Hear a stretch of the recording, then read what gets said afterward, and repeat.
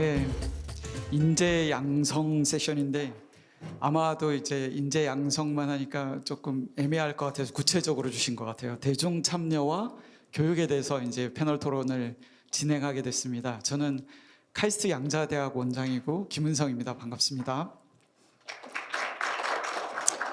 이제 앞에는 이제 체어를 맡으신 분들이 다 이제 각자 소개를 해드렸는데 우리는 좀 미션이 좀 다른 것 같아서, 그러니까 각 기관의 뭐 사업들을 설명하는 것들이 아니라 인재 양성이라는 공통된 목표를 가지고 있어서 토론을 할 때 그 주제, 다양한 주제, 관심 있는 주제를 가지고 이제 각자에게 좀 질문해보고 답변하는 그런 형태로 패널 토론을 진행하도록 하겠습니다.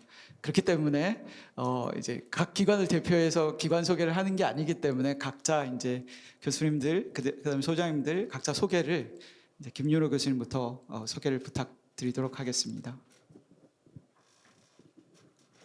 안녕하세요. 이미 제 성함, 제 이름을 말씀을 하셔가지고 저는 포항공과대학교 물리학과에 있는 김윤호고요. 제 연구 분야는 양자광학 그리고 원자물리 이렇게 됩니다. 네.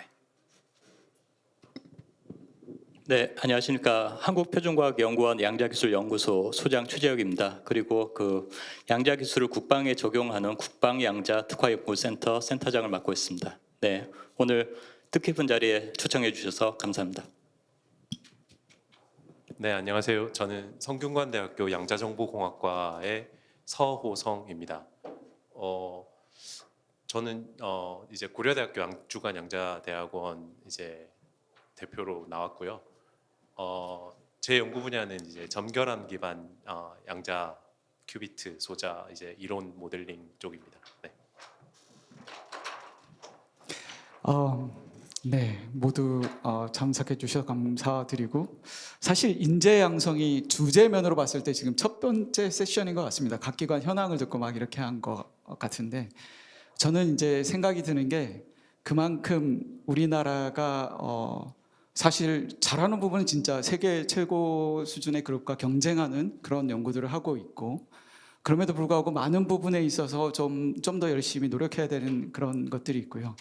그런 상황에서 가장 중요한 게 무엇인가 고민을 하고, 지금 이제 얼마 전에 플래그십이나 뭐 이런 에타 면제 사업들이 통과가 돼야지 본격적으로 양자 연구가 시작된다고 말씀은 했지만, 그에 앞서서 인재 양성에 대한 부분들은 정부에서 먼저 투자를 했습니다. 그러니까 그만큼 인재 양성이 중요하다고 이제 생각을 했다고 생각이 들고요. 그래서 이제 크게 이 패널 토론에서 두 가지 주제를 다룰 텐데, 첫 번째 주제는 인재 양성에 대해서 좀 다룰 거고, 첫 번째 주제 이제 몇 가지 질문들을 각 이제 참여하신 패널들에게 제가 질문을 드리겠습니다.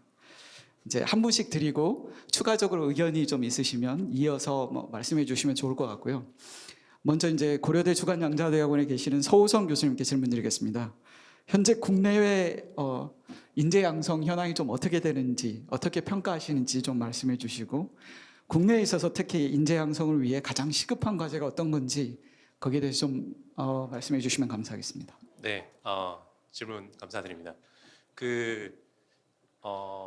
국내 외라고 하셨는데 이제 어떻게 보면 제일 주요한 이제 연구는 미국 중심으로 좀 봐야 되겠죠. 저도 교육을 미국에서 받았고, 그래서 미국이랑 우리나라를 좀 비교해 보면 양자정보 분야의 이제 인재 양성의 시급함은 사실은 동일하게 느끼고 있고, 그걸 위해서 많은 투자가 이루어지고 있는 건 사실입니다. 그리고 공통된 점이라고 하면은 일단은 이제 대학원 위주의 석박사 과정, 석사 과정 이런 이제 쪽으로 진행이 되고 있고, 조금 차이라고 보면 이제 미국 쪽에서는 이제 대학원 프로그램에서는 그래도 전문적인 프로그램, 그러니까 아예 이제 양자정보공학 석사, 양자정보과학 석사 프로그램 이런 것들을 이제 준비를 하고 이제 실제 이제 운영을 하고 있고요. 그에 따라 이제 저희 나라에서도 양자정보대학원을 이제 2023년부터 시작해서 1기, 2기, 3기 이렇게 지정을 해서 저희가 운영을 하고 있습니다. 그래서 사실은 제가 생각했을 때 양자대학원 프로그램이 저는 이제 1기 양자대학원 프로그램에 참여해서 이제 진행을 하고 있는데 정말 저는 사실 잘 하고 있다고 생각을 하고요. 학생들의 관심도도 높고 경쟁률도 어느 정도 유지하고 있고 좋은 프로그램을 개발하기 위해서 이제 많은 교수님들이 또 노력하고 있고 그래서 일단은 제 생각에는 순항하고 있다 이렇게 좀 평가할 수 있을 것 같고요. 가장 시급한 문제가 무엇인가 이제 질문을 주셨는데 제 생각에는 여러 가지 시급한 문제들이 많지만 그 중에서 제 입장에서 보면 어떤 교육 프로그램을 마련하는 것 그것이 가장 시급한 문제 아닌가. 이제 양자정보과학기술 분야가 이제 컴퓨터공학, 물리학, 수학 이런 굉장히 다학제적인 이제 성격을 분명히 가지고 있고 그런데 이거를 이제 학생들에게 어떻게 교육을 해서 전문 인력을 양성할 것인가. 우리가 그러면 물리학을 다 가르쳐야 되고 수학을 다 가르쳐야 되고 컴퓨터공학을 다 가르쳐야 되나.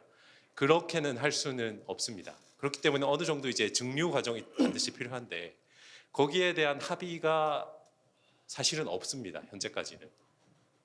이거는 사실 국내 문제뿐만 아니라 외국에도 마찬가지이고요. 이런 이제 어떤 그래도 합의된 형태의 어떤 유기적인 교육 과정, 대학원 레벨에 이게 지금 어떻게 보면 가장 시급한 문제고 이거를 조금 더 확장해 보면 사실 정말 전문 인력을 양성하려면 이제 학부 프로그램까지 나가야 되고 이제 양자정보공학과라는 이제 성균관대에서는 이제 국내에서 최초로 시도하는 양자정보공학과 학부를 이제 올해부터 이제 신입생을 받고 이제 시작을 하는데 제가 이거를 프로그램을 지금 이제 개발하고 있는 이제 입장에서 생각을 해보면 또 참고할 만한 자료들을 국내에서 굉장히 많이 찾아보고 있는데 참고할 만한 자료들이 전혀 없고 저는 또 물리학 백그라운드이기 때문에 물리학의 백그라운드에서 이제 벗어나는 것 이것도 굉장히 힘들고 그런 이제 좀 이제 요약 말씀을 드리면 이제 진정한 이제 양자정보 과학 분야의 전문 인력 양성을 위해서는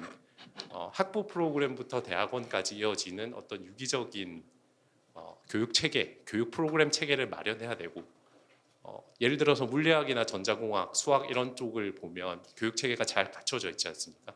그런 정도 수준의 교육 체계를 염두에 두고 좀 더 멀리 봐서는 양자정보 과학의 단과 대학 정도 규모로까지 발전할 수 있는 여지를 두고 그 기반을 지금 마련해야 된다고 생각을 합니다. 네. 저도 이제 비슷한 경험을 가지고 있습니다. 그래서 양자 커리큘럼 개발이 굉장히 중요하다는데 동감이 들고요. 특히나 이제 중간에 말씀하셨던 대로 이제 물리학과나 소위 몇몇 이제 전공들의 양자 대학원이 아닌 양자 전문가 양성 과정이 아닌 이제 퀀텀 X라고 얘기하는 이제 트랜스포메이션을 할 수 있는 양자 융합을 통한 양자 경쟁력 제고가 굉장히 중요하겠다라는 건 많은 분들이 동의하시는 사실인 것 같아요. 그래서 이 부분에 대해서 이제 김윤호 교수님께 질문을 좀 드리고 싶은데요. 비전공자를 위한 양자 기술 교육 확대 방안 어떤 의견이 있으신지 좀 말씀해 주시면 감사하겠습니다.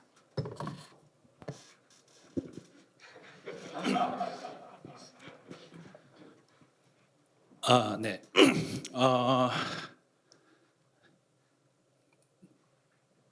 간단한 대답을 제 개인적인 의견을 말씀드리면 불필요하다는 생각입니다.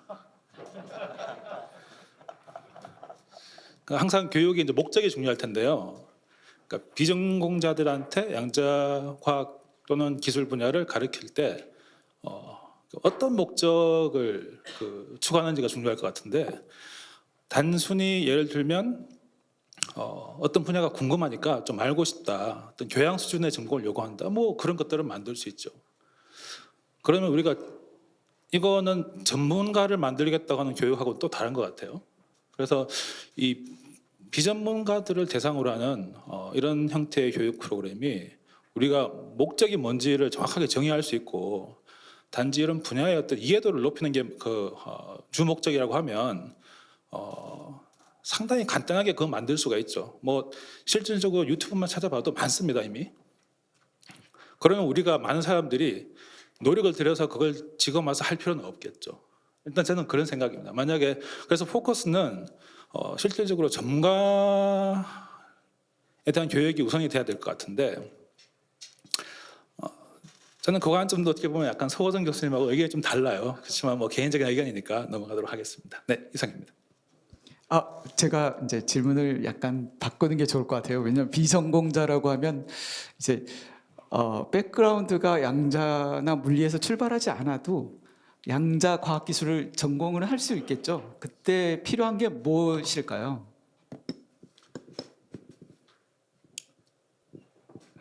뭐 저를 포함해서 많은 분들, 뭐 저 안지혁 교수님이나 뭐 이성우 박사님이나 다들 물리에서 시작을 했죠.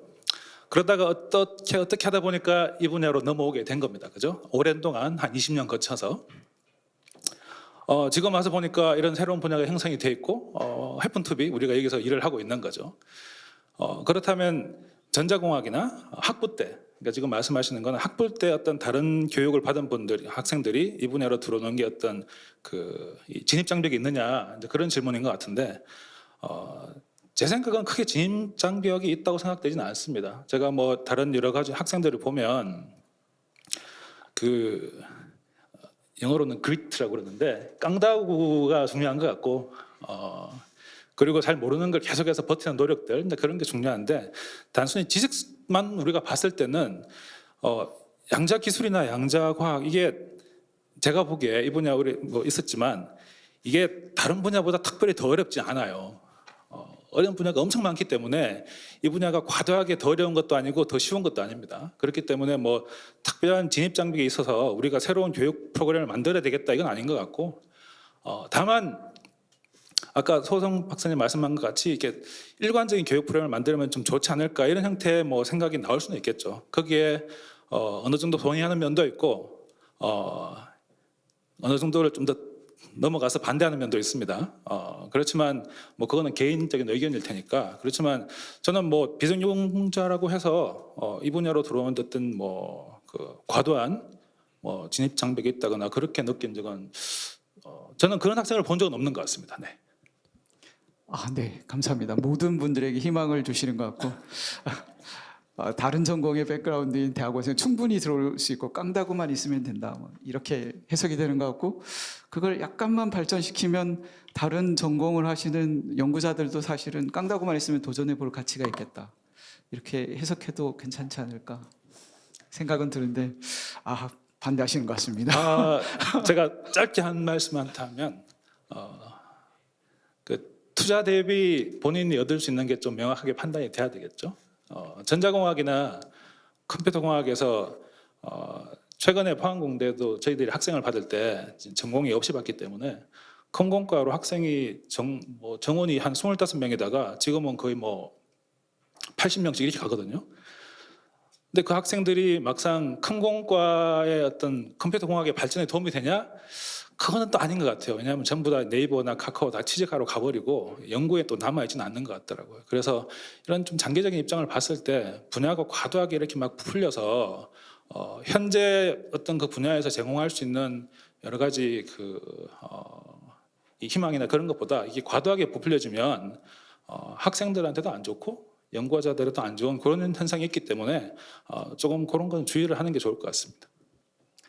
네, 좋은 의견 감사드립니다.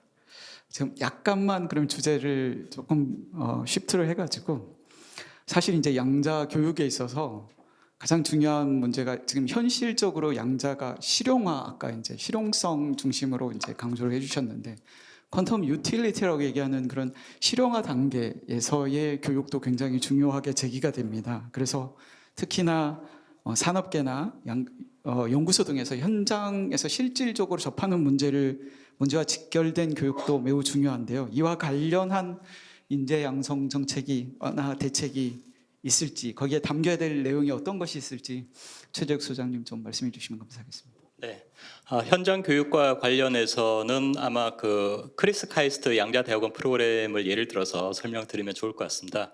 지금 이제 카이스트 주관 양자대학원 또 포스텍 주관 양자대학원과 별개로 크리스 카이스트 양자대학원이 2023년 6월에 시작이 됐고요. 저희가 이제 공동 캠퍼스 학위 과정을 운영하면서 대학에서는 이제 강의를 듣고 이제 현장 연구소에서는 실질적인 양자기술 과제에 참여하는 그런 현장 실습 교육을 하고 있습니다. 그래서 한 13명 정도 지금 학생들이 있고요. 그래서 그 학생들이 실질적으로 우리나라 이제 최초의 이제 50큐비트 초전도 양자 컴퓨터 개발, 그리고 이제 양자 중력계 개발, 그것들은 또 이제 국방 쪽에 이용될 그런 실질적인 그 제품들 만드는 과제에 참여를 하고 있어서, 그래서 양자 기술이 실험실에서 나와서 그 현장까지 그리고 시장까지 어떻게 가는지를 학생들이 이제 볼 수 있는 기회가 된다고 생각합니다. 그래서 이런 기회가 더 이제 확대되고 강화돼야 된다고 생각을 하고요. 그래서 우리가 지금까지의 교육은 양자 과학자를 키우는데 조금 포커스가 맞춰져 있다고 생각하는데, 조금 그것을 확대해서 이제 양자 공학자, 그러니까 그 사람들이 이제 엔지니어의 마인드를 더 추가해서 이것이 제품화 단계까지 완성도를 높이는 것도 이제 이 사람들이 해낼 수 있도록 키워야 되고, 그것을 더 나아가서 이제 양자 기업가 마인드를 우리가 심어줄 수 있다면, 그게 우리가 우리나라 양자 기술 비전이 2023년도에 선포됐는데 그것이 지향하는 방향이 아닐까 그렇게 생각합니다. 그래서 미국의 니스트에서 출신이 이제 크리스 멀로가 이제 그 아이언큐를 설립했듯이 우리 양자 대학원 학생들이 나와서 또 대한민국의 양자 산업, 양자 기업을 시작할 수 있다면 그것이 가장 좋은 결과물이지 않을까 생각합니다. 네, 답변 감사드립니다. 네. 시간 관계상 우리가 많은 내용을 포함하려고 하다 보니까 두 번째 주제로 넘어갈 수밖에 없을 것 같습니다.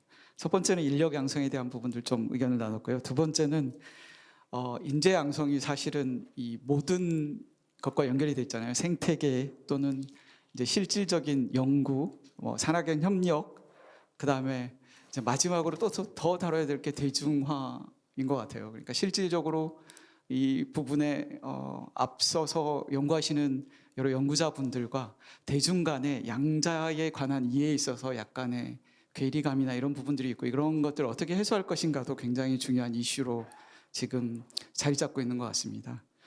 이게 이제 우리나라뿐만 아니라 전 세계적으로 다가오는 양자혁명에 우리가 어떻게 준비하고 맞이할 것인가에 대한 이슈이기 때문에 그런 부분이 많은 것 같고요. 그래서 두 번째 주제는 이런 다양한 양자 생태계에서 양자 교육이 어떻게 진행돼야 되는가를 주제로 좀 얘기하게 될 거고요. 마찬가지로 이제 주제에 대해서 각 패널에게 제가 다른 질문들을 던지게 될 거고, 주어진 시간 때문에 많은 얘기는 못하겠지만 조금씩 다뤄볼 수 있도록 하겠습니다. 먼저 첫 질문 김윤호 교수님께 드릴 거고요. 산학연 협력하고 관련된 얘기입니다. 그러니까 산학연 협력하고 그 협력을 통해서 인재 양성을 하는 게 중요하다고 말하는 사람이 많아요. 여기서 그러면 중요한 게 왜 중요한지, 그리고 특별히 더 이제 중심적으로 고려해야 될 게 어떤 것들이 있을지 그 부분 좀 답변해 주시면 좋겠습니다. 김원성 교수님 현재 질문에 솔직히 저도 좋은 답이 없고요. 아마 대부분은 거기에 대해서 큰 생각이 없으실 거라고 생각을 저 개인적으로 느낍니다. 그리고 이 산학연을 언급하는 것이 언급하면 좋아 보이기 때문에 많이 언급을 하는데, 근데 솔직히 우리가 교육 관점에서 보면 학생은 지도 교수하고 거의 1대1이죠. 그래서 그 외부하고 인터랙션이 실질적으로 많지 않아요. 근데 다만 우리가 그 학생들한테 제공할 수 있는 환경들이, 제가 이렇게 지나간 뒤를 생각을 해보면, 저는 지도 교수님이 중국 사람이었고, 제 실험실에서 제가 여러 가지 기술들을 배우고 내용들을 배운 거는 또 러시아 사람들한테 배웠고 또 이탈리아 사람들한테 배웠습니다. 저는 그런 환경을 학생들한테 줄 수 있으면 좋을 것 같아요. 그래서 산업체니까 산업체가 좋겠다 이런 것보다는 그냥 다양한 관점에 있는 사람들하고 좀 같이 일해볼 수 있는 그런 기회를 제공할 수 있으면 좋은 것 같고, 그리고 예전에 제가 항상 기억하고 있는 말 중에 하나가 스티브 잡스가 했다는 말인데, 해군이 되는 것보다 해적이 되는 게 좋다고 한 말이 있거든요. 약간 이 대학원에서 이런 연구는 이게 남들이 다 하라고 하는 걸 따라하는 것보다 어떤 지도 교수 한 명이 생각하는 그 방향에 동의하는 몇 명의 그 작은 수의 대학원생들이 약간 그 해적같이 연구하는 것이 훨씬 재밌고 이게 지금 말씀하시는 이 큰 틀에서 이야기하는 뭐 산하연 이런 협동 이런 걸 굳이 생각할 필요 없이 물론 그런 걸 생각하시는 분도 있겠죠. 그렇지만 저희 포항공과대학교 주관 영재대학원에서는 약간 그런 형태로 좀 기초 연구에 관심을 가지고 좀 집중을 하려고 하고 있습니다. 네. 네. 굉장히 중요한 의견이신 것 같고요. 기초 연구를 잘 해야 된다. 깊이 있는 연구를 해야 된다. 그리고 깊이 있는 연구를 잘 하시니까 이런 말씀하실 수 있는 것 같습니다. 이제 첨언할 수 있는 거는 사실 지금 양자 과학 기술의 발전에 있어서 원동력은 이런 기초 연구가 굉장히 성숙돼 있다. 그러니까 높은 수준으로 발전해 있다라는 게 하나고요. 그렇게 개발된 선도 기술이 실질적으로 생태계나 산업계에서 활용 가능할지에 대한 것들이 테스트가 되고 있는 게 지금 상황인 것 같습니다. 그래서 이제 저는 그 부분도 굉장히 중요하다는 생각이 들고요. 몇몇 이그젬플이 되는 산업계를 보면 쿠에라 같은 경우에도 미셸 로킨이 실험실에서 개발하고 있었던 것들을 실제 아이디어를 내서 그 기술로 창업을 하게 된 거고, 지금은 3세대 시스템이 나왔다는 얘기를 들었고, 그 3세대 시스템에서는 이제는 더 이상 대학에서의 개발된 기술이 아니라 그 쿠에라 자체 기술이 대학의 기술과 경쟁하고 서로 이제 협력하는 그런 구도로 바뀌었다는 얘기를 들었습니다. 그런 얘기를 들으면서 이제 이 산학연이 어떤 면에서 쓰이면 다양성의 입장에서 보면은 굉장히 중요하게 제기될 수 있구나라는 것들을 느끼게 됐고요. 굉장히 큰 챌린지로 다가왔던 그런 예시 중에 하나였습니다. 이런 부분도 있다라고 생각하면 좋을 것 같습니다. 그다음에 이제 인재 양성하는 데 있어서 사실은 국제 협력도 이제 지도 교수님하고 같이 열심히 하는 것도 중요한데 다양한 경험도 중요한 것 같은데요. 그래서 국제 협력들이 막 이렇게 우리가 추격하는 상황에서는 중요하다고 막 제기되잖아요. 그래서 글로벌 네트워킹 여러 가지 방안으로 활성화시키고 있는데 그 활성화 어떻게 하면 더 잘할 수 있을지, 그리고 지금 사실 우리가 제일 걱정하는 거는 인재를 양성하면 다 미국이나 유럽으로 가버릴 것 같아요. 워낙에 거기에 기회가 많으니까. 그런 부분에 대한 인재 유출 방지나 아니면 또 해외에서 우수 인재를 유치할 수 있는 방안들, 이런 것들 다각적으로 혹시 말씀해 주시면 좋겠습니다. 서우승 교수님께 질문드립니다. 네, 질문 감사합니다. 그 국제협력 프로그램이 지금 굉장히 많이 진행되고 있고 올해도 지금 당장이라도 한 스위스 이제 국제협력 과제, 또 얼마 전에 또 발표를 했던 글로벌 탑 협력 이제 대학 이쪽 선정 과제 이런 것들이 계속 이제 나오는데 제 생각엔 굉장히 중요하다고 보고요. 그걸 어떻게 하면 더 잘할 수 있을까? 물론 많은 분들이 고민하고 있고 그 과제 이제 RFP에 많이 녹아 있다고 생각을 합니다. 제 개인적인 생각을 하나 덧붙이자면 이제 진행을 하는 건 좋은데 이거를 공유를 할 수 있어야 되잖아요. 그러니까 그 네트워크가 지금은 기존에 본인이 가지고 있던 네트워크를 활용해서 팀을 꾸리고 과제가 진행되는 게 일반적인데 저희가 원하는 건 그게 아니잖아요. 그거를 더 확장하고 그게 어느 정도의 문화로 자리 잡을 수 있도록 하는 게 이제 저희의 궁극적인 목표라고 생각합니다. 이제 그걸 위해서는 물론 이제 진행하시는 분들, 관리하시는 분들이 과제를 잘 관리하시겠지만 그걸 좀 더 외부와 더 교류하고 외부에서 그 네트워크에 들어오고 싶은 사람이 있을 거고 국제 협력 파트너들도 한국의 다른 연구자들과 또 이제 커넥션을 만들고 싶어하는 경우도 있을 거기 때문에 각종 워크샵이나 아니면 학교에서 이제 세틀라이트 세션을 비롯해서 이제 그걸 직접적으로 좀 더 확장하고 교류할 수 있는 그런 부분들에 조금 더 신경을 써주시면 국제협력 과제가 더 잘 될 수 있을 거다라는 개인적인 생각이 있고요. 그리고 이제 우수 인력들을 유치하려는 노력, 이거는 사실 저희뿐만이 아니라 이제 미국에서도 굉장히 많이 벌어지고 있고 제 이제 포스트학 후배들, 박사 후배들이 저한테 요즘 많이 연락을 해서 물어보는 게 미국에서 잡마켓에 나갔는데 양자 아니면 뽑아주질 않는다. 그래서 자기는 양자를 안 했는데 내가 양자를 어떻게 하면 한 달에 걸쳐서 잡을 얻을 수 있을까? 그걸 미국에 있는 제 포스트학 후배들이나 박사 후배들이 물어와서 그런 거에 대해서 조언을 해주고 있는데 미국도 사람 뽑는 게 되게 힘들구나. 특히 아카데미아에서는. 그러니까 저희는 얼마나 더 힘들겠습니까? 그러니까 저희 성대에서도 지금 양자정보공학과를 새롭게 론칭해서 신임 교원들 계속 모시려고 하는데 이제 국내 다른 대학과 모두 마찬가지겠지만 양자정보 분야 우수 인재 양성 유치하는 게 너무 힘듭니다. 앞으로 2, 3년 후에 3, 4년 후에는 시장 이게 좀 나아질 거라고 기대하는 이제 시선도 있습니다. 지금 이제 박사 과정 하고 있는 이제 학생들이 졸업하고 포스닥하고 한 3, 4년 뒤에는 잔마켓에 나올 거기 때문에. 근데 그 학생들이 그 인력들이 우리한테 올 것이냐? 그건 또 다른 문제거든요. 우리는 국내 대학만 경쟁하는 것이 아니라 외국의 스타트업들, 외국의 우수 대학과 그 인재를 유치하기 위해서 경쟁을 해야 되기 때문에. 그래서 그런 고민을 꾸준히 해야 되고요, 당연히. 유출하는 거 저희가 막을 수는 강제로 막을 수는 당연히 없다고 봅니다. 그러니까 저희가 할 수 있는 거는 저희의 어떤 비전을 확실히 보여줄 수 있는 앞서 이제 기초과학 IBS 원장님이 좋은 말씀하셨는데 그리고 이제 고등과학원 원장님도 좋은 말씀하셨는데 그런 허브들을 만들고 저희가 비전을 보여주고 저희한테 와서도 당신들이 하고 있는 그 우수한 연구 계속 이어나갈 수 있다. 그러니까 우수 인재는 우수한 비전을 보고 오는 거거든요. 처우는 당연히 기본이 돼야 되는 거고 그런 부분에서 열심히 노력하면 저는 좋을 것 같다고 생각합니다. 네. 네, 감사합니다. 예. 사실 이제 전 세계적으로 대한민국에 관심이 많은 게 인재 때문에 더 많은 관심을 갖고 있는 것 같습니다.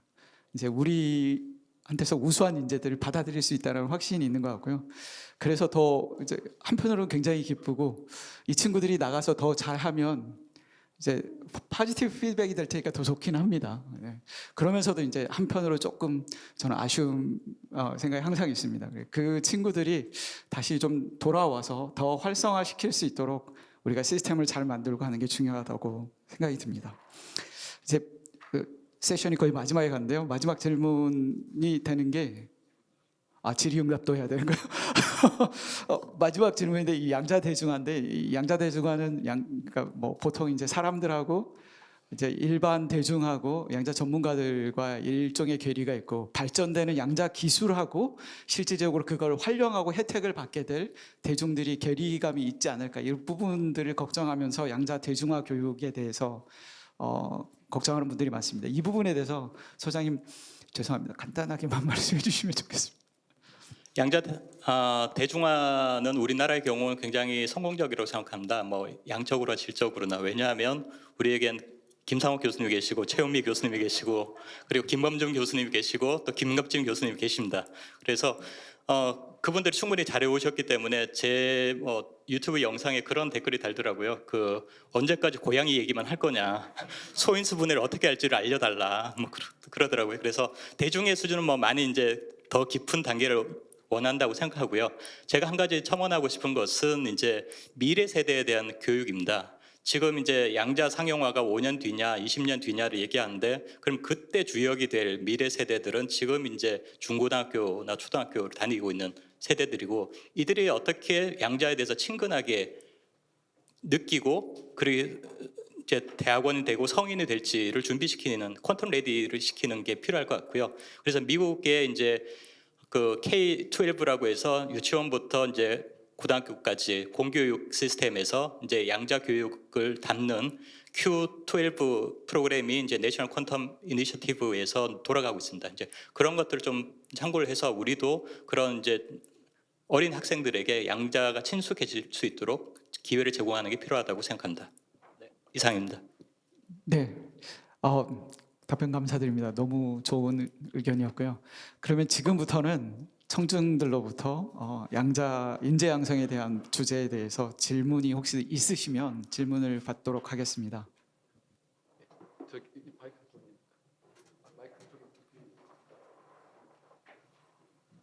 저 뒤에 마이크가 설치되어 있는데 중간 부분에 그쪽에 가셔서 질문해 주시면 감사하겠습니다.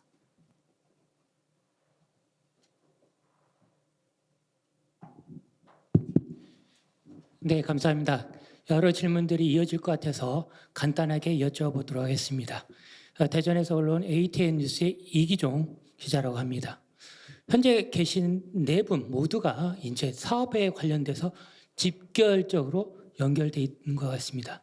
특히나 대학원생 등 인재 양성하기 위해서 정부의 지원 사업을 받아야 되는데요. 만약에 정부가 지원 사업을 좀 더 줄인다라고 하면 어떤 난제가 발생할 수 있을지 1기, 2기 양자태원 책임 교수님께 여쭤보겠습니다. 감사합니다.